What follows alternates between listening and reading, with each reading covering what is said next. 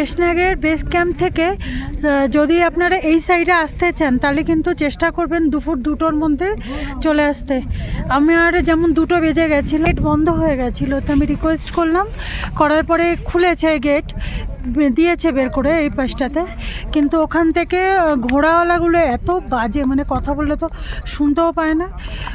জিজ্ঞেস করলাম যে প্রথমে যে পঞ্চতরণী পর্যন্ত যাব কত নেবেন, প্রথমে বললো 2200 টাকা। তা কথা হলো যে আমি তাহলে গণেশ টপ আসবো, অনেকেই কথা বলছিল যে 500 টাকা করে নিচ্ছিল। পশুপতি অবধি ছেড়ে দেবেন, কত নেবেন, তো উনি বললো 800 টাকা।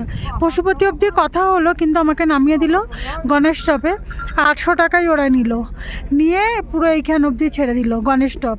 মানে যখন কথা বলবেন অনেক ভালো করে কথা বলবেন, উল্টো পাল্টাভাবে আপনাকে বুঝিয়ে এইভাবেই নামিয়ে দেবে আর পয়সা নিয়ে চলে যাবে। বাড়ি থেকে আসলাম শেষনাগ পর্যন্ত, একটা পিঠু নিয়েছিলাম ব্যাগ পাওয়ার জন্য, তো ব্যাগগুলোকে দিয়ে দিয়েছিলাম, ওনার সাথেও কথা হয়েছিল, তা ওনার কার্ডটা কিন্তু আমরা নিয়ে রেখেছিলাম। তা আপনারাও যখন এরকম ব্যাগ করবেন বা ঘোড়া নেবেন চেষ্টা করবেন কার্ড নিয়ে নেওয়ার। আমার আগে একজনের সাথে এরকম হয়েছে যে তাদের ব্যাগটা পাচ্ছে না তারা, মানে ওরাও চলে এসেছে, শেষনাগ পার হয়ে চলে এসেছে এই পারে, গেট পার হয়ে গেছে, কিন্তু তাদের ব্যাগ পায়নি। পিঠু ওই পাশেই ছিল, বা ফোন করছে, ফোন ধরছে না।